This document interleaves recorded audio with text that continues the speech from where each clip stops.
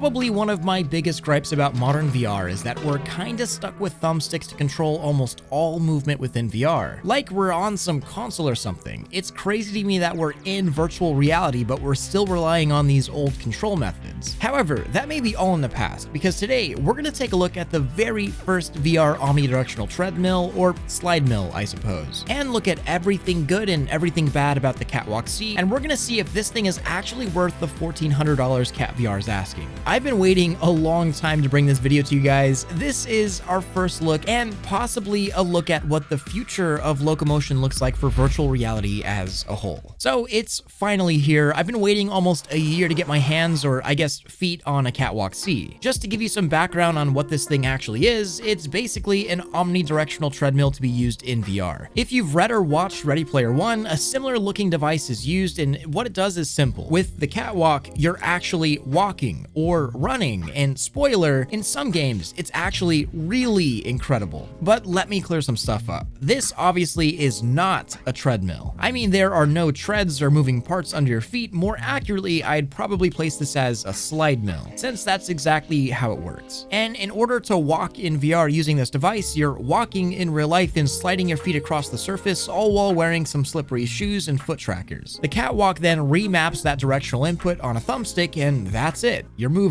Setup was surprisingly easy. It comes with the bases, a few rods, the harness, a bag of screws and base pieces, and of course, the shoes. Assembly was relatively quick, taking about 30 minutes, and the software was a simple download, launch, and calibration, and was pretty much all set. The KatWalk C does come in a few different sizes depending on if you're really tall or really short, but I have the large version here, able to accommodate anyone from 5'10" to 6'7", the standard version from 5'5" to 5'10", and both of them with a maximum weight capacity of 288 pounds or 130 kilograms. And it's not like this takes up a ton of space. This likely can fit in most people's rooms as it's only 4 foot by 4 foot. However, it is pretty heavy and it's a real pain in the butt to move around, weighing 128 pounds by itself. The harness itself is really beefy, and I think the only major complaints I have with the appearance or quality of the KatWalk are the shoes. This is kind of a hard device to give demos on because other people have different size shoes, and I'll have to order different shoes for every person I give a demo for. Plus, after walking and running for a long time, I don't know if anybody really wants to put these shoes on. They're shoes.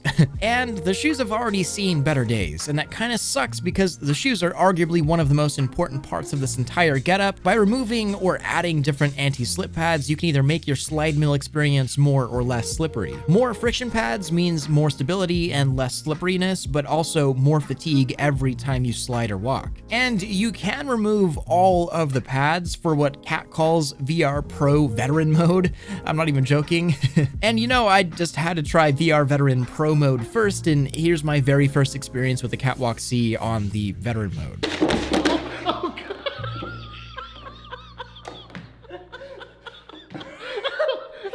Well, at least I now know that the harness can fully support my weight. And if you're gonna rely on anybody to stress test something, maybe stupidly, I guess you have your channel right here. Now, just really quick before I talk about my experience, I want to touch on the support for games and headsets, but I don't want to drag on too long because it's legitimately a non-issue. I have yet to encounter a Steam VR game that doesn't work with it. The software is simple enough for anyone to understand, and I haven't ran into issues with it. And it will work with any VR headset using Steam VR. Quest 2 over Airlink or Virtual Desktop, Vive, Index, Pimax. The KatWalk C is just a very simple remap of controls. Name a game, it's got support, and yes, you can use full body tracking, I'll just say that now. But now that the boring setup and compatibility is out of the way, what was my actual experience with the KatWalk C? And it started exactly how you'd imagine. Walking using the KatWalk was extremely odd, and in my first few minutes, I remember thinking about how much easier just using a thumbstick was. It's not like this was painful or uncomfortable, but if you go into using this thing with the mindset that it's an exact one-to-one to walking, you'll probably be immediately disappointed. But after only a few minutes, the clumsiness of sliding on the KatWalk became nearly a non-issue unless I was really being stupid, and I was able to walk somewhat normally. I found relatively quickly that for some games the KatWalk is amazing, while others,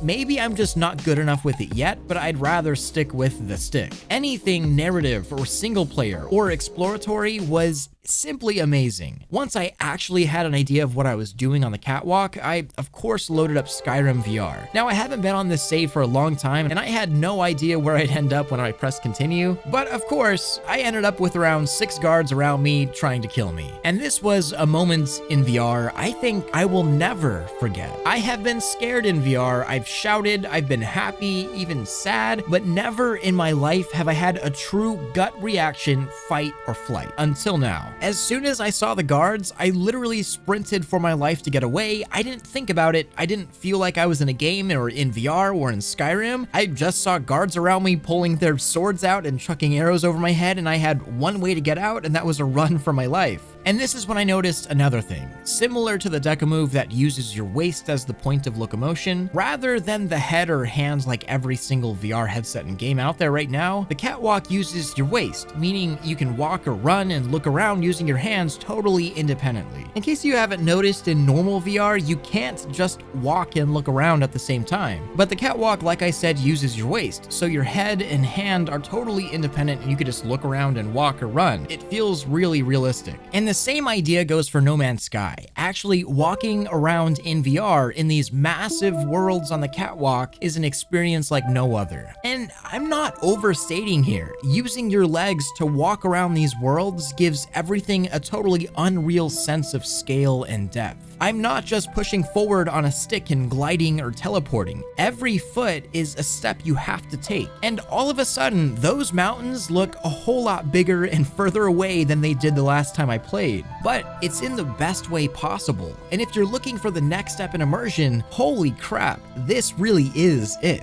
I almost want to replay Half-Life Alyx and Boneworks and Skyrim because it's a totally different experience. Yes, this takes effort. I have to move my body, like my actual body, but you are rewarded for the effort. And it's gonna take you a few attempts and slips and slides to get it down, but once you learn how to walk again in VR, and once you know what it feels like to actually break out in a sprint away or towards something, but also realize that you're doing it safely in a virtual world, it's crazily addictive, and I'm honestly shocked that VR hardware as good as we have nowadays, we're still using teleport and thumbstick. It feels so archaic now that I've walked in VR. But that's not to say everything is perfect or better with the catwalk. If all you play are really competitive games or like Beat Saber or something, you're likely going to be at a huge disadvantage here, to be honest. Yes, it feels more realistic, and for me, it's way more fun, but you're clearly at a physical and control disadvantage when it comes to playing any VR games competitively with the catwalk. If being the absolute best is your #1 goal, then you're not going to gain much from using this. If I'm in Pavlov and getting sweaty or trying to get a few dubs in Population 1, I'm probably just going to skip using the catwalk entirely and instead use it for those super immersive games like Stormland or Half-Life or Boneworks. It just makes no sense when I'm walking physically, exerting energy, and someone else is just pressing a thumbstick. It's, I don't know, you're just at a disadvantage. And another negative is the noise. This thing isn't quiet by any means, especially if you're sprinting or running. But then again, when has running indoors ever really been necessarily quiet? If you're surrounded by a very quiet play space or house, or your flat has really thin walls, then the KatWalk C will likely annoy everyone around you, but I'm sure you could do some sort of sound dampening if you're really set on having one. And I've also heard that over time, the materials on the shoe and slide surface aren't as loud once you wear them down. But back on the positives, another huge one is that you can use these with full body trackers if you want, and it looks relatively convincing in VR chat. You just have to have a 3.0 avatar with locomotion animation cycles turned off. Of course, you're leaning forward more than usual, and you're gonna have to mute yourself a lot or use NVIDIA Broadcast so that everyone doesn't hear every time that you walk. But it's totally possible, and like I said, it looks pretty okay, and it's, you know, I don't know, it's immersive. So, you know, I'm not gonna lie, I didn't expect myself to like this as much as I do. I thought it was gonna be extremely gimmicky and, I don't know, cool for a few minutes, but I've kind of fell in love with with this. And I think it's for some reasons I totally didn't expect, or really I just overlooked. Yes, this is a giant piece of equipment that's expensive. It takes up a bunch of space. It's really loud, and again, it's expensive, but it's legitimately the closest I've ever felt to something like Ready Player One, or at least what I imagine being in Ready Player One feels like. Like, I feel like freaking Parsifal over here. I found myself just walking and occasionally running in Skyrim, a game I've bought 5 times and probably finished 10 because I realized that even though I've seen all of this before and everything is familiar, this was the first time I truly felt like I was in the game, not playing a game, but I was a living, breathing, walking member of this virtual world. Of course, I've walked in VR before, quite a bit actually, and this has totally inspired me to take another look at things like locomotion trackers like the KatWalk C, but being strapped in and using literally all of my human strength to sprint as fast as I could was an experience like I have never felt before.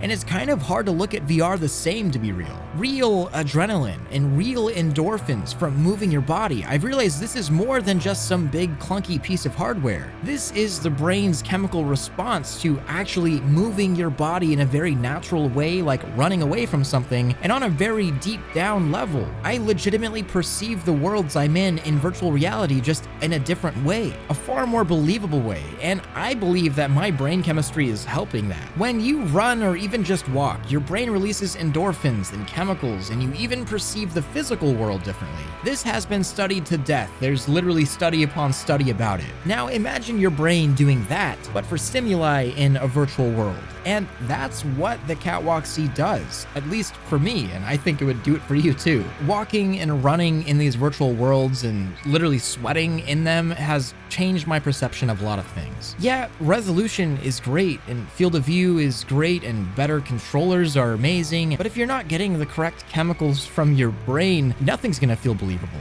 And I guess it took me literally sprinting away from guards in Skyrim to really figure that out. But back to Earth, no way would I ever recommend this to everyone.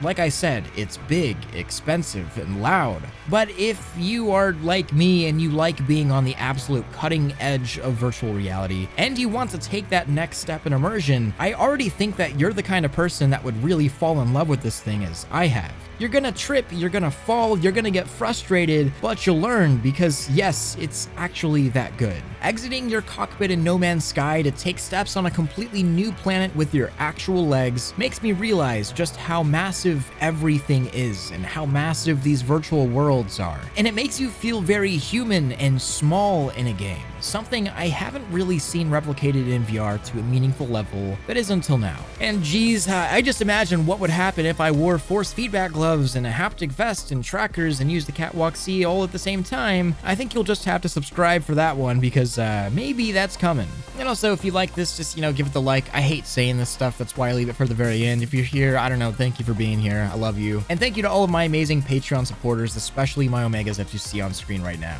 I couldn't do any of this without you. Much love, Thrill out.